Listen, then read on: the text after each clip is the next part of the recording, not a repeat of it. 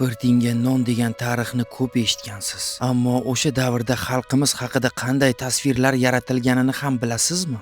80-yillardagi paxta ishi voqealari haqida hamma eshitgan. Lekin o'sha payt xalqimizga nisbatan qanday ma'naviy bosim bo'lganini ko'pchilik bilmaydi. O'sha yillari Moskvaning eng nufuzli gazetalari va markaziy televideniyasi O'zbekistonni korrupsiya botqog'i sifatida tasvirlardi. Ular maxsus o'zbeklar ishi degan atamani o'ylab topishgan va ayrim materiallarda jinoyatchilik masalasini butun xalq bilan umumiylashtirib talqin qilingan. Moskvadan kelgan tergovchi Vladimir Gidlyan boshchiligidagi guruh esa nafaqat rahbarlarni, balki oddiy dehqonlarni ham asossiz ayblardi. Hatto bizning 1000 yillik qadriyatimiz, mehmondo'stlik va ko'p farzandlikni ham shubhali holat deb talqin qilishgan. Eng alam qiladigani, xalqimiz kimyoviy zaharlar ichida, og'ir sharoitda paxta yetishtirganida ham markaziy matbuot buni aytmasdan faqat bir tomonlama va bahsli ma'lumotlarni tarqatgan. Bu kampaniya shunchaki tergov emas, balki siyosiy maqsadlarda foydalanilgan kampaniya.